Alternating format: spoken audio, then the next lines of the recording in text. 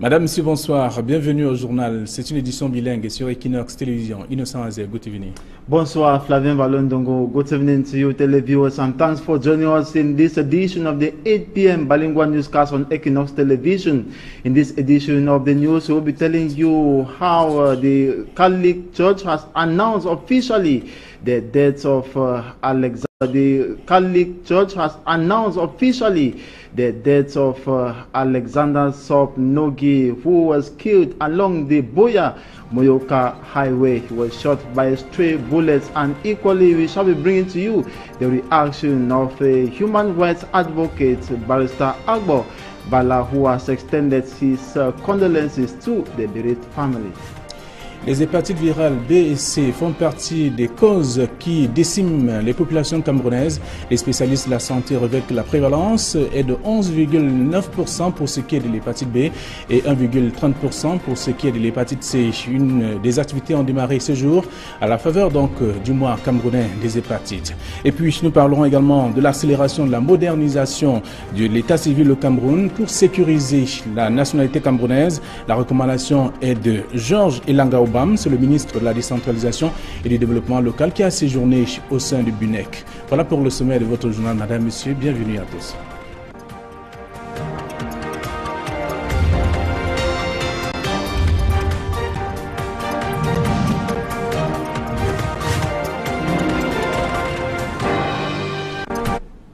Une fois de plus, bonsoir. Ouvrons cette édition par la politique pour dire que, au-delà de la présidentielle qui se prépare, l'Union nationale pour la démocratie et le progrès prépare également les législatives et municipales 2019. Les responsables de cette formation politique viennent donc de séjourner à Batchenga, dans la Léquié, pour galvaniser les militants. Le reportage de Élisée Boba et de Aïe Cyril. Dans l'incapacité de challenger le candidat du RDPC à la présidentielle 2018, l'Union nationale pour la démocratie et le progrès, UNDP, se concentre sur les échéances de 2019, notamment les municipales et les législatives. Tout le monde sait que les législatives ont été reportées et que les municipales ont aussi été reportées. C'est la raison pour laquelle nous ne pouvons pas laisser nos partis s'endormir dans les arrondissements, dans les sections d'arrondissement. Il est donc normal pour nous de venir sur le terrain, redynamiser les troupes, les remettre en confiance malgré le fait que le parti n'ait pas de candidature à la présidentielle. Il faudrait que nos militants soient mis en confiance pour affronter le futur en toute sérénité. L'Union nationale pour la démocratie et le progrès galvanise ses militants dans le département de la Léquié et précisément dans l'arrondissement de Batchenga. Au cours d'une descente sur le terrain, les bureaux des sections et sous-sections UNDP, MFDP, MJDP de Batchenga 1 et 2, de Otibili et de Olem sont installés pour maintenir les troupes en éveil. Les bureaux ont pour mission de continuer à recruter les cadres sur le terrain, de continuer à installer les nouveaux comités de base et aller vers les zones qui ne sont pas encore atteintes par le parti. Les bureaux ont la mission de redynamiser, de rassurer les populations avec lesquelles ils vivent au quotidien. La descente sur le terrain a également permis au parti de distribuer quelques gadgets et d'enrôler de nouveaux militants qui ont sur le champ obtenu les cartes de membres. Et puis parlons santé à présent avec les hépatites virales qui constituent qui font partie des causes importantes des décès au Cameroun. À travers notamment des sources du ministère de la Santé publique, l'on découvre que la prévalence de l'hépatite B est de 11,9% et l'hépatite C 1,30% dans notre pays. À l'occasion du mois camerounais des hépatites, une marche sportive et le dépistage gratuit se sont déroulés ce jour dans la capitale économique. François Ducoumé, Xavier Foucault. Près de 4 millions de Camerounais, représentant environ 11% de la population, sont atteints par des virus de hépatite virale. Ces tueurs silencieux, 100 fois plus transmissibles que le VIH-Sida, sont malheureusement peu connus par de nombreux Camerounais. Non, c'est pas la maladie qu'on appelle hépatite. Non, non. Même pas un peu. Ça va changer quoi dans ma vie. Transmissible par des relations sexuelles, par du sang infecté par le virus, par des instruments souillés, D'une mère infectée à son bébé à la naissance ou au cours de l'allaitement, l'hépatite cristallise les efforts des responsables de la santé. Nous sommes en période, une grande période de sensibilisation, tout un mois de sensibilisation, afin de promouvoir la lutte contre les hépatites virales B et C. Comme vous le savez si bien, c'est une maladie silencieuse, donc nous pouvons vivre avec cette maladie pendant des années sans toutefois le savoir. Et subitement, on se retrouve à l'hôpital, peut-être dans un état critique. Vu le caractère silencieux des hépatites virales et pour davantage toucher les populations, l'arrondissement de Douala 2e, de par la densité de sa population, a été au théâtre d'une marche de sensibilisation et de dépistage gratuit avec pour thème « Éliminer ensemble les hépatites virales ». Il faudrait que chaque personne puisse aller dans les formations sanitaires, se faire dépister. Ce n'est qu'à travers le dépistage qu'on peut savoir qu'on est malade ou pas. Et il faut aussi savoir qu'en ce qui concerne l'hépatite virale C, on peut guérir et le traitement existe. Et il y a les formations sanitaires qui sont agréées pour la prise en charge des hépatites virales. Et nous encourageons aussi les femmes enceintes, quand elles vont dans les formations sanitaires, qu'elles fassent pas seulement le test de VIH, qu'elles fassent aussi le test de l'hépatite virale B. Quand ils sont négatifs, d'aller se faire vacciner contre l'hépatite virale B. L'inévitable question sur le coût du traitement n'a pas échappé aux participants. Le médicament, hors des frontières du Cameroun, c'est près de 30 millions. Mais ici au Cameroun, la dose pour certaines molécules coûte 120 000 de moins. Donc ce qui fait qu'à moins de 500 000 francs, quelqu'un qui a l'hépatite C peut guérir contre l'hépatite virale. Et cependant, il y a aussi, en ce qui concerne l'hépatite virale B, il y a des molécules qui coûtent même moins de 7 000 francs pour certaines personnes. Donc il y a différents protocoles et c'est le médecin qui doit décider quel est le protocole qui sied à chaque patient. Pour gérer ce grave problème de santé publique, chaque citoyen doit donc se faire dépister et se faire vacciner. Accélérer la modernisation de l'état civil afin de sécuriser la nationalité camerounaise. La recommandation est de Georges Elanga Obam. Le ministre de la décentralisation et du développement local vient de séjourner au sein du BUNEC à Yaoundé. Marcelin Gansop, Emmanuel Diop. Depuis 2015 qu'il a été pourvu en personnel, dont le directeur général et son adjoint, le Bureau national de l'état civil a fait du chemin et est en droit de revendiquer quelques acquis 3 ans après. La distribution d'un stock de près de 58 000 registres aux 2724 centres d'état civil principaux et secondaires. Le déploiement des missions de contrôle au sein de 593 centres d'état civil principaux et secondaires à travers le territoire national. L'élaboration avec l'appui technique et financier de la GIZ du projet de chemin directeur de l'informatisation du système national de l'état civil, lequel sera dans les tout prochains jours soumis à l'approbation du comité de pilotage BLEDC. C'est ce bilan non négligeable que le conseil d'administration et la direction générale du BUNEC ont présenté au tout nouveau ministre de la décentralisation et du développement local.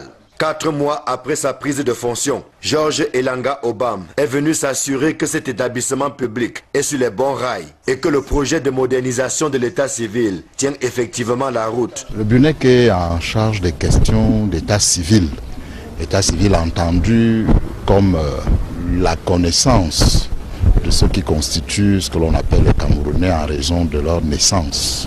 Il s'agit non pas de s'immiscer dans les activités ou les compétences des mairies, des communes qui sont en charge de ces questions, mais c'est de s'assurer que l'on dispose d'une information fiable au niveau de l'outil informatique où l'on constitue des fichiers.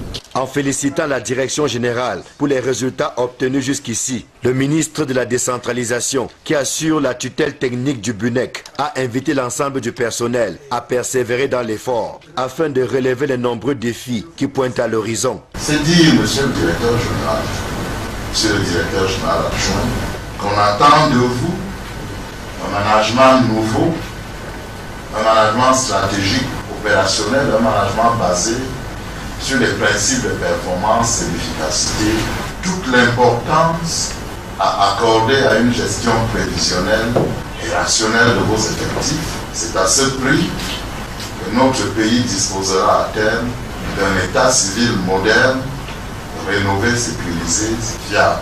Une visite des différentes structures du BUNEC a permis au ministre de la décentralisation et du développement local de toucher du doigt les réalités quotidiennes et d'encourager le personnel qui se tue à la tâche à ne pas dormir sur ses lauriers.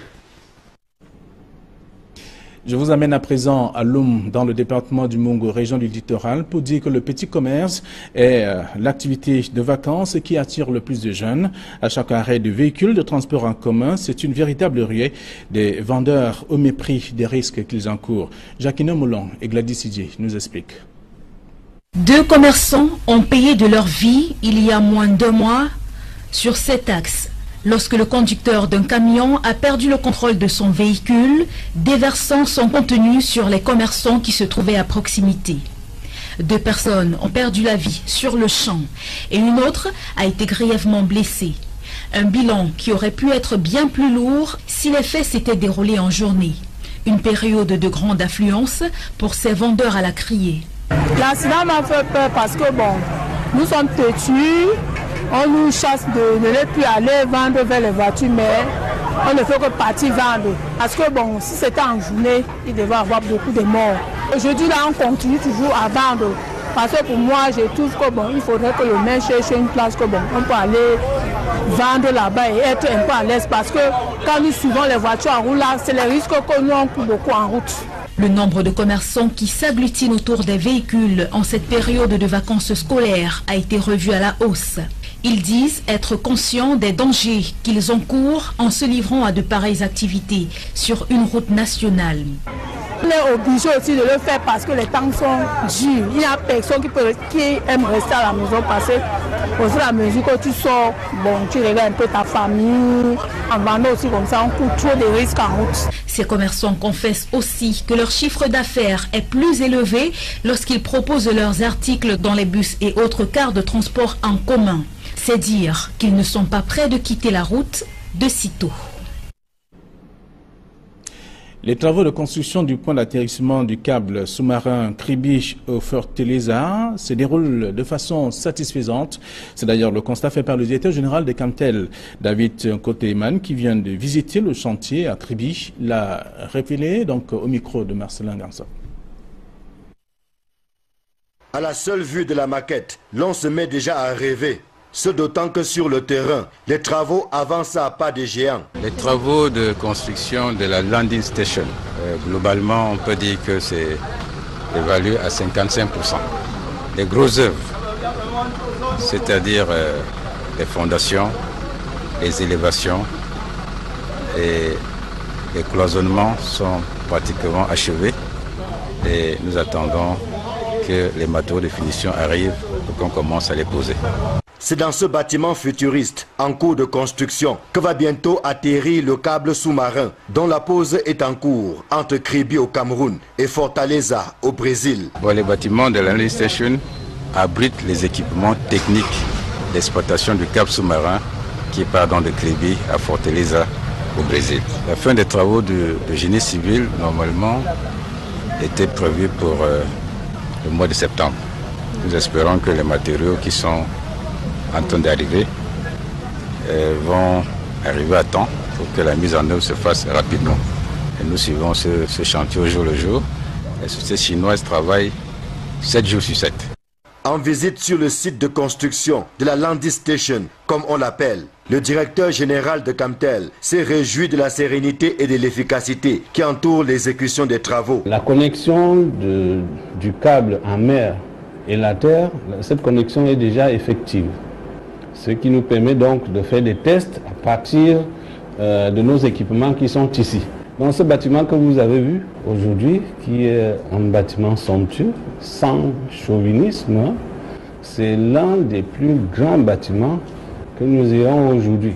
Et non seulement en Afrique, mais dans le monde. Donc c'est parce que nous avons pensé que la ville de Kribi va accueillir d'autres câbles en plus donc du sel, de ES et de Main One qui relie le Cameroun au Niger. Le directeur général de Camtel en a profité pour faire le point sur la pose du câble sous-marin dont les travaux ont franchi le cap de 4000 km en direction de Fortaleza au Brésil. Ce projet s'achève au mois de septembre. Le câble arrive à Fortaleza le 14 août et à partir du 15 août nous allons commencer les tests entre Fortaleza et Kribi. Et nous allons aussi tester les équipements au sol, notamment le centre de supervision. Lorsque j'ai parlé de landing station, quel que soit l'endroit où se trouve notre câble, à partir d'ici, lorsqu'un engin s'approche du câble, nous allons être alertés et nous aurons la possibilité de réagir et de demander d'attendre. Donc ceci aura pour conséquence, une conséquence heureuse, c'est qu'il y aura moins de coupures, parce que nous allons anticiper sur les différentes coupures. Et ceci va améliorer la qualité de service qui nous est si chère. La mise en service de cette infrastructure de télécommunications en novembre 2018 augure des lendemains meilleurs, dans la mesure où Sahil, comme on l'appelle, devrait améliorer sensiblement la qualité de l'offre de services large bande et assurer une meilleure connectivité entre l'Afrique et le monde. Avec 4000 km de câbles sous-marins sur 6000 déjà posés, le bout du tunnel est pour bientôt. Et c'est la fin de la première partie de ce journal bilingue. La seconde partie est avec vous, Innocent Azé. Exactly, Flavien Valondongo. Once more, good evening to you, televiewers, and thanks for joining us in this second segment of the newscast. We told you in our list story how the Catholic Church in Cameroon is mourning the death of the priest of Bomaka, a district in Boya, southwest region of Cameroon. Reverend Alexander Sop Nugi was killed on Friday by unidentified men. A communication officer of the Catholic Church in Yaoundé said the killers remain unknown. The Cameroonian authorities have not expressed an opinion on the circumstances of the death of the priest. The former Catholic Education Secretary, parish priest of the Catholic Church in Bomaka, Boya, was shot along the Boya-Moyoka highway while in the vehicle. Further information reveals that there was a crossfire between the military and armed men when bullets got the Reverend Father. And now, it should be noted that the Catholic family has officially announced the death of Reverend Father Alexander Sop. That was in a communique published earlier today, as Derek Jato tells us. The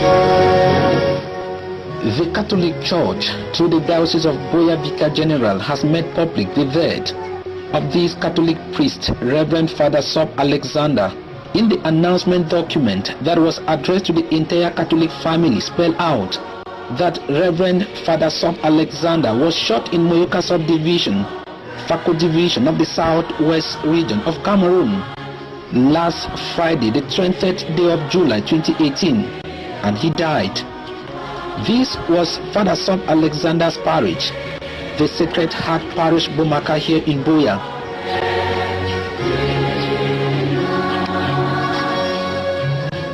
And it is a Sunday.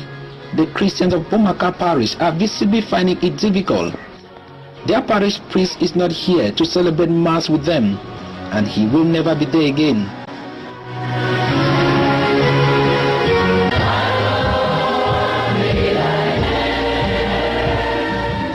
As they sing the Lord's Prayer, with heavy heart and tears in their eyes, the entire Catholic faithfuls are also called upon to pray for their father, their priest, and their teacher, Reverend Father Sop Alexander, that God Almighty should accept him into his kingdom. In your compassion, merciful Father, gather yourself all your children scattered throughout the world. To our departed brothers and sisters, especially Father Alexander Sop, and to all who are pleasing to you at their passing from this life, give kind admittance to your kingdom. The corpse of the Catholic priest, Reverend Father Sop Alexander, will be buried on a date yet to be announced. It is now widely said in the region that no one ever expected that the Anglophone crisis will one day not only turn ugly, but also consuming lives. And now, the human rights advocate and founder of the Center for Human Rights and Democracy in Africa, Barrister Felix Agbo-Bala Nkongo, has expressed his organs' heartfelt condolences to the family of Reverend Father Alexander Sop, as well as to the congregation, followers and friends of the bereaved Roman Catholic priest.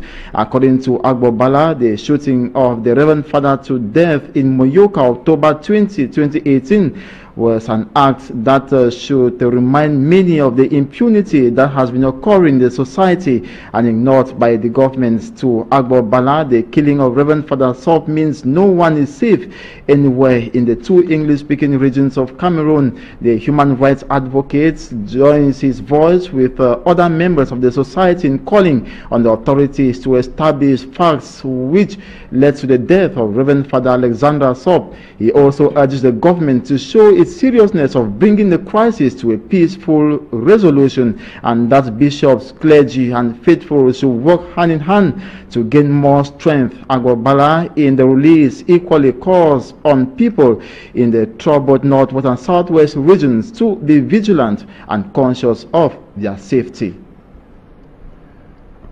We now talk politics to say a coalition of 20 opposition parties have endorsed their candidacy or the candidacy of President Paul Biya of the CPDM party. They say the opposition in Cameroon is still weak to defeat the CPDM political party of President Paul Biya. You have details of this report with Mimi Mefo. In 2011, he was amongst the 23 presidential candidates running for the race to chase Paul Biya out of Etudi. 7 years after, he is rallying behind 19 politicians to support a leader that he has described as a lion and unfit to govern Cameroon. Étant donné qu'il part vainqueur, une candidature unique de l'opposition seule a des chances de l'emporter. Jean de Dieu Momo of Padec Party declared that victory can never be on the side of the opposition as long as they remain divided. He declared that no opposition party can win the election, implying that President Paul Biya is going to emerge victorious. Je suis toujours contre la politique que a mené M. Paul Biya. Jean de Dieu Momo again contradicted himself by stating that he is still against the policies of the regime, citing the imprisonment of corrupt government ministers as an example. Il a tout son gouvernement en prison. Two other candidates who took part in the 2011 presidential election present at the Yaoundé meeting were Frix Piengo of MEC and Joachim Tabi Owona of AMEC. Another personality who took many by surprise is Isaac Feuze, who deposited his candidacy file at Elections Cameroon for the 2018 presidential election. He said that it was a unanimous decision. Ma modeste personne, ils se sont réunis, ils ont décidé, ce n'est pas moi l'individu. Bapo Lipot and Tita Samuel Fon, who were recognized by the Minister of Territorial Administration as the UPC and CPP presidents, were also present. Les leaders de l'opposition sont plus préoccupés par le one-man show. Bapo Lipot said that their decision to rally behind the CPDM is because the opposition has refused to come together. Politics is not on social media or on TV. It is on the ground, he concluded. Qu'une élection ne se gagne pas dans les médias ou les réseaux sociaux, mais sur le terrain. Many have criticized the move, asking why the 20 opposition leaders instead failed to form an anti-Biya coalition. And a total of 28 presidential aspirants will be taking part in the October 7, 2018 presidential election in Cameroon. But Swanjikan Gabriel in the following report tells us that there are so many curiosities. His report. Out of the 28 presidential candidates confirmed by Elections Cameroon, ELECAM, on the deadline day, many are those who will be making their entrance into the political limelight of Cameroon for the first time. Within the 28, 4 are old names: incumbent President Paul Biya, Bile Olivier Anise, Adamu Ndamjoya, and Gaga Haman. The rest are new persons, and curiously is the presence of a man of God, Ndifo Afangwi Franklin, known generally as Prophet Frank, the shepherd of the Kingship Church, becomes the first servant of God to show interest on the politics of Cameroon. Others like Muna Akere Tambeng, Etonde Jean-Patrice, Jean-Blaise Gouet, Libby Lingenge Cabral, Matomba Serge, and Maurice Kamto are some of the newcomers into the presidential race. Just like in the last presidential elections that took place in 2011, 2 women will be trying their luck as they also drop their candidatures. While Zé Amvene Geneviève will be running as an independent candidate, Habiba Issa will be under the UPC party. Shockingly enough was the absence of the name of Jean-Jacques Ekinde, even though he had earlier declared his intentions to stand as candidate. For now, no reasons have been forwarded by Jean-Jacques Ekinde's party. August 8, 2018 will definitely be the day for all to know those who are free to challenge the incumbent Paul Biya. And now the deplorable conditions of most orphanages in Cameroon remains a major concern to well-wishers and philanthropists. In most cases, these orphans lack food, cloth, and good education. In the Good Shepherd Home Orphanage, Bamenda officials say the challenges are just so enormous, as Armstrong Fomisanda reports. The Benedictine Sister of Bethany and Good Shepherd Home, Abango, Bamenda 2 Subdivision, Northwest Region is a place of residence to over 150 orphans. None of these kids are above 15 years and the youngest of them is 2 months old. The mother died shortly after delivery. Just like him, the stories of how others got to this place is pathetic. Officials of the orphanage say the kids were either dumped in a refuse, abandoned by parents in their premises, or had a failed attempt on their lives before being brought here by Good Samaritans. According to Sister Benedict B., the orphanage is plagued with enormous challenges, including the lack of food and clothing. In order to put smiles on the faces of these kids, Babila Kingsley, a philanthropist, together with his friends, offered food and clothes. Through songs and dances, these kids expressed their joy and gratitude. The donor called on well-wishers to emulate his example and help people in similar situations.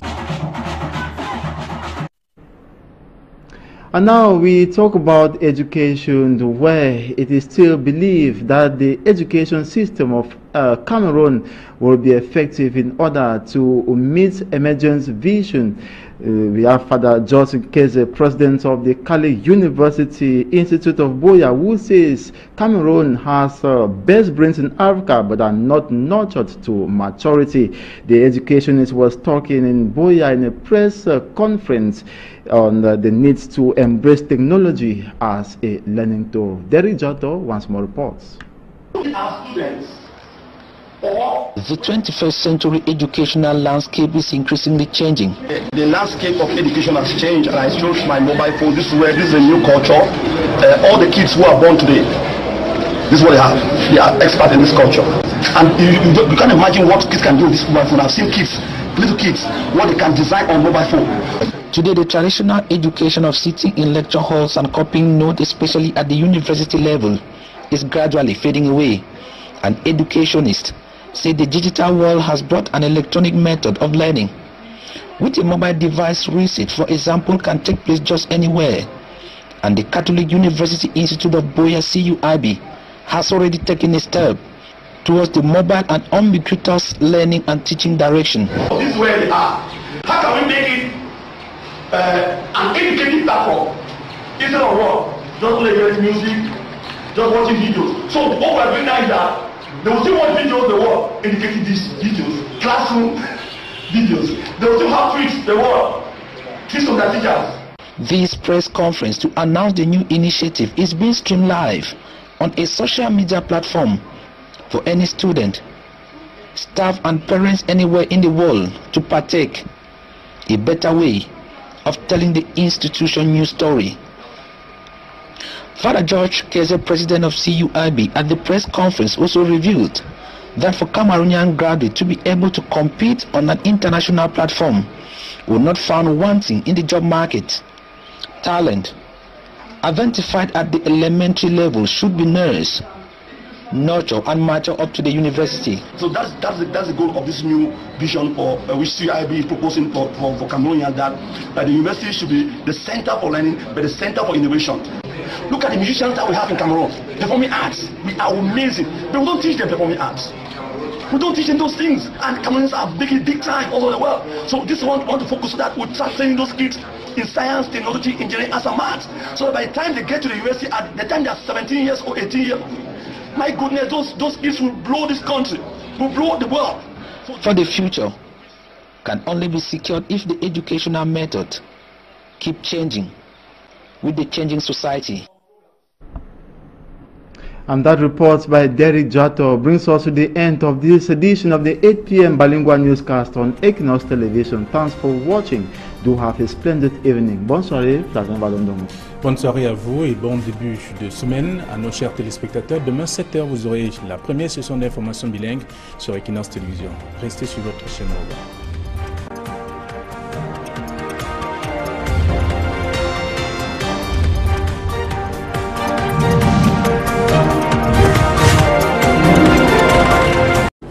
Et ceci va améliorer la qualité de service qui nous est si chère. La mise en service de cette infrastructure de télécommunications en novembre 2018 augure des lendemains meilleurs, dans la mesure où Sahil, comme on l'appelle, devrait améliorer sensiblement la qualité de l'offre de services large bande et assurer une meilleure connectivité entre l'Afrique et le monde. Avec 4000 km de câbles sous-marins sur 6000 déjà posés, le bout du tunnel est pour bientôt. Et c'est la fin de la première partie de ce journal bilingue. La seconde partie est avec vous, Innocent Azé. Exactly, Flavien Balondongo. Once more, good evening to you, televiewers, and thanks for joining us in this second segment of the newscast. We told you in our list story how the Catholic Church in Cameroon is mourning the death of the priest of Bomaka, a district in Boya, southwest region of Cameroon. Reverend Alexander Sop Nugi was killed on Friday by unidentified men. A communication officer of the Catholic Church in Yaoundé said the killers remain unknown. The Cameroonian authorities have not expressed an opinion on the circumstances of the death of the priest. The former Catholic Education Secretary, parish priest of the Catholic Church in Bomaka, Boya, was shot along the Boya-Moyoka highway while in the vehicle. Further information reveals that there was a crossfire between the military and armed men when bullets got the Reverend Father. And now, it should be noted that the Catholic family has officially announced the death of Reverend Father Alexander Sop that was in a communique published earlier today, as Derek Jato tells us. The Catholic Church, through the Diocese of Boya Vicar General, has made public the death of this Catholic priest, Reverend Father Sop Alexander. In the announcement document that was addressed to the entire Catholic family, spelled out that Reverend Father Sop Alexander was shot in Moyoka subdivision, Fako division of the southwest region of Cameroon last Friday, the 20th day of July 2018, and he died. This was Father Sop Alexander's parish, the Sacred Heart Parish Bomaka here in Boya.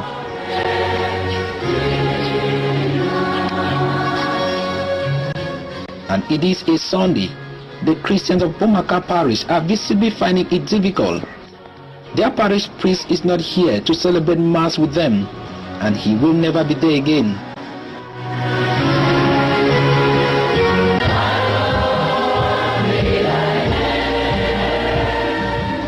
As they sing the Lord's Prayer with heavy heart and tears in their eyes, the entire Catholic faithfuls were also called upon to pray for their father, their priest, and their teacher, Reverend Father Sop Alexander, that God Almighty should accept him into his kingdom. In your compassion, O merciful Father, gather to yourself all your children scattered throughout the world. To our departed brothers and sisters, especially Father Alexander Sop, and to all who are pleasing to you and your passing from this life, give kind admittance to your kingdom. The corpse of the Catholic priest, Reverend Father Sop Alexander, will be buried on a date yet to be announced. It is now widely said in the region that no one ever expected that the Anglophone crisis will one day not only turn ugly, but also consuming lives. And now the human rights advocate and founder of the... Et puis parlons santé à présent avec les hépatites virales qui constituent qui font partie des causes importantes des décès au Cameroun. À travers notamment des sources du ministère de la Santé publique, l'on découvre que la prévalence de l'hépatite B est de 11,9% et l'hépatite C 1,30% dans notre pays. À l'occasion du mois camerounais des hépatites, une marche sportive et le dépistage gratuit se sont déroulés ce jour dans la capitale économique. François Ducoumé, Xavier Foucault. Près de 4 millions de Camerounais, représentant environ 11% de la population, sont atteints par des virus de hépatite virale. Ces tueurs silencieux, 100 fois plus transmissibles que le VIH-Sida, sont malheureusement peu connus par de nombreux Camerounais. Non, c'est pas la maladie qu'on appelle hépatite. Non, non. Même pas un peu. Ça va changer quoi dans ma vie. Transmissible par des relations sexuelles, par du sang infecté par le virus, par des instruments souillés, d'une mère infectée à son bébé à la naissance ou au cours de l'allaitement, l'hépatite cristallise les efforts des responsables de la santé. Nous sommes en période, une grande période de sensibilisation, tout un mois de sensibilisation, afin de promouvoir la lutte contre les hépatites virales B et C. Comme vous le savez si bien, c'est une maladie silencieuse, donc nous pouvons vivre avec cette maladie pendant des années sans toutefois le savoir. Et subitement, on se retrouve à l'hôpital, peut-être dans un état critique. Vu le caractère silencieux des hépatites virales, et pour davantage toucher les populations, l'arrondissement de Douala-2e, de par la densité de sa population, a été au théâtre d'une marche de sensibilisation et de dépistage gratuit avec pour thème « Éliminer ensemble les hépatites virales ». Il faudrait que chaque personne puisse aller dans les formations sanitaires, se faire dépister. Ce n'est qu'à travers le dépistage qu'on peut savoir qu'on est malade ou pas. Et il faut aussi savoir qu'en ce qui concerne l'hépatite virale C, on peut guérir et le traitement existe. Et il y a les formations sanitaires qui sont agréées pour la prise en charge des hépatites virales. Et nous encourageons aussi les femmes enceintes, quand elles vont dans les formations sanitaires, qu'elles fassent pas seulement le test de VIH, qu'elles fassent aussi le test de l'hépatite virale B. Quand ils sont négatifs, d'aller se faire vacciner contre l'hépatite virale B. L'inévitable question sur le coût du traitement n'a pas échappé aux participants. Le médicament, hors des frontières du Cameroun, c'est près de 30 millions. Mais ici au Cameroun, la dose pour certaines molécules coûte 120 000 le mois. Donc ce qui fait qu'à moins de 500 000 francs, quelqu'un qui a l'hépatite C peut guérir contre l'hépatite virale. Et cependant, il y a aussi, en ce qui concerne l'hépatite virale B, il y a des molécules qui coûtent même moins de 7 000 francs pour certaines personnes.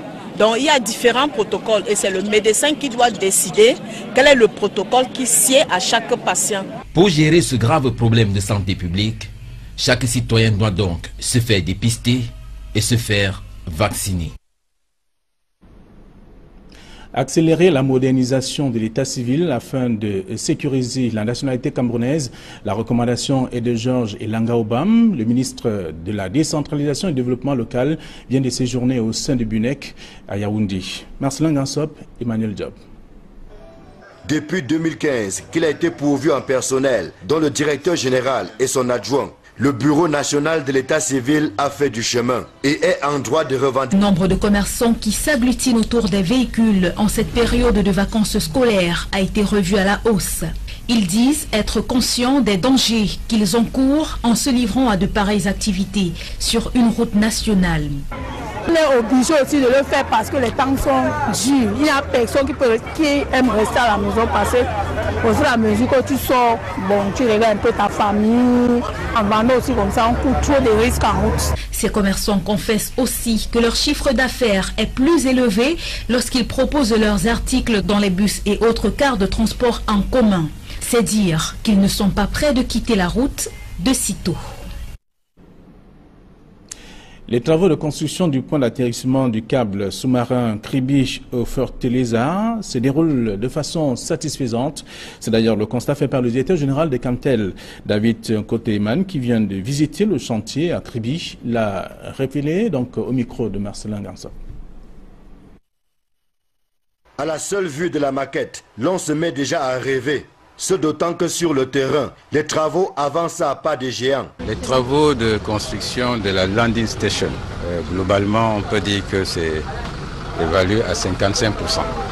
Les grosses œuvres, c'est-à-dire les fondations, les élévations et les cloisonnements sont pratiquement achevés. Et nous attendons que les matériaux de finition arrivent pour qu'on commence à les poser.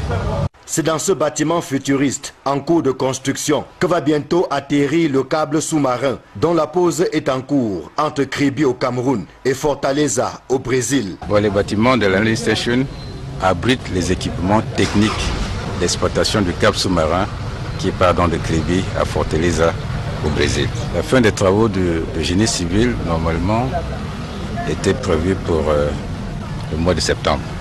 Nous espérons que les matériaux qui sont en train d'arriver vont arriver à temps pour que la mise en œuvre se fasse rapidement.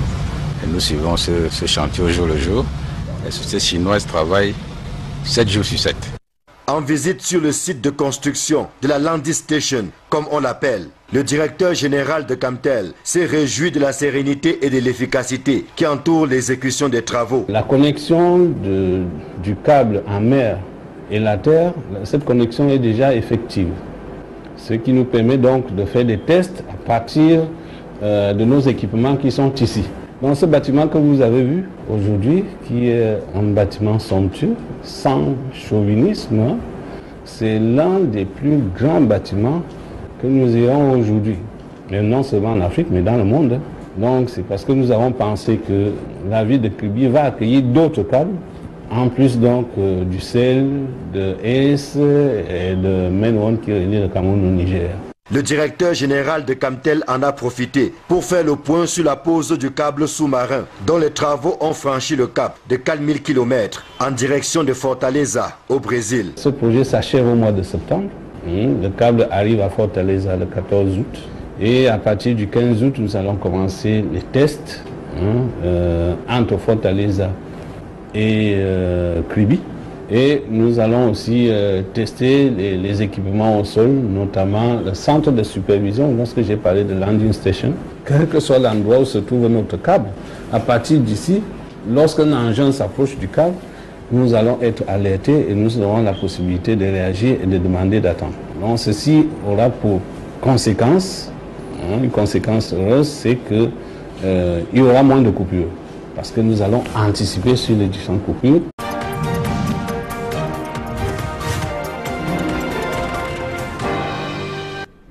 Madame, monsieur, bonsoir. Bienvenue au journal. C'est une édition bilingue sur Equinox Télévision. Innocent Azer, good evening. Bonsoir, Flavien Valondongo. Good evening to you, televiewers, and thanks for joining us in this edition of the 8 p.m. bilingual newscast on Equinox Television. In this edition of the news, we'll be telling you how the Catholic Church has announced officially the death of Alexander. The Catholic Church has announced officially the death of Alexander Sop Nogi, who was killed along the Boya-Moyoka highway. He was shot by stray bullets, and equally we shall be bringing to you the reaction of a human rights advocate, Barrister Agbo Bala, who has extended his condolences to the bereaved family. Les hépatites virales B et C font partie des causes qui déciment les populations camerounaises. Les spécialistes de la santé révèlent que la prévalence est de 11,9% pour ce qui est de l'hépatite B et 1,30% pour ce qui est de l'hépatite C. Une des activités ont démarré ce jour à la faveur donc du mois camerounais des hépatites. Et puis nous parlerons également de l'accélération de la modernisation de l'état civil au Cameroun pour sécuriser la nationalité camerounaise. La recommandation est de Georges Elanga Obam, c'est le ministre de la décentralisation et du développement local qui a séjourné au sein du BUNEC. Voilà pour le sommet de votre journal, madame, monsieur, bienvenue à tous.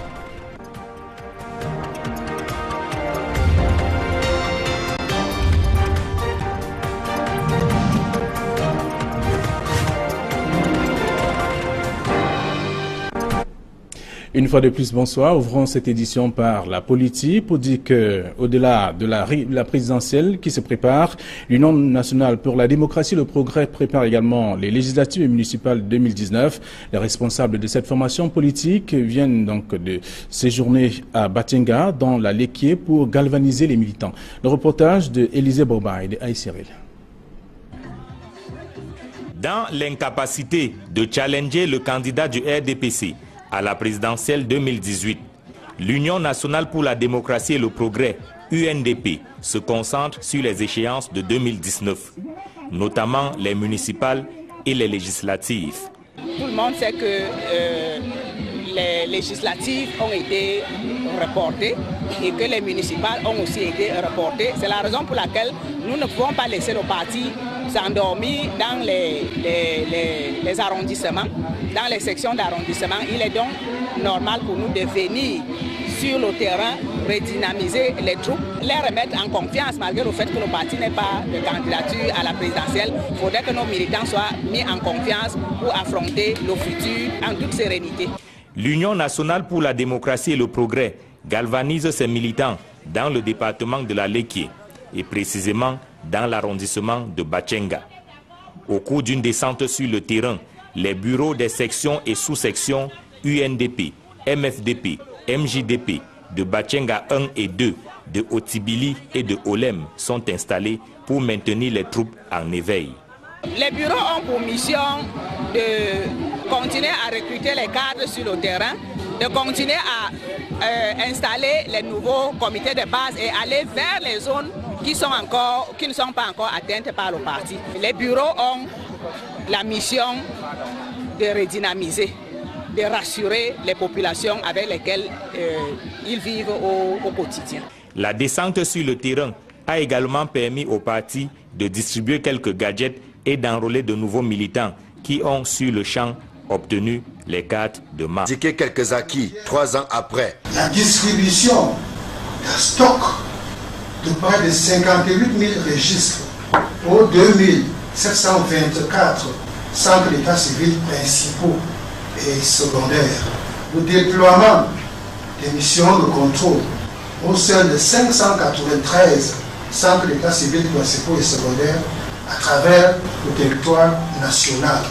L'élaboration avec l'appui technique et financier de la GIZ du projet de chemin directeur de l'informatisation du système national de l'état civil, lequel sera dans les tout prochains jours soumis à l'approbation du comité de pilotage BLE2C. C'est ce bilan non négligeable que le conseil d'administration et la direction générale du BUNEC ont présenté au tout nouveau ministre de la décentralisation et du développement local. 4 mois après sa prise de fonction, Georges Elanga Obam est venu s'assurer que cet établissement public est sur les bons rails et que le projet de modernisation de l'état civil tient effectivement la route. Le BUNEC est en charge des questions d'état civil. État civil entendu comme la connaissance de ce qui constitue ce que l'on appelle les Camerounais en raison de leur naissance.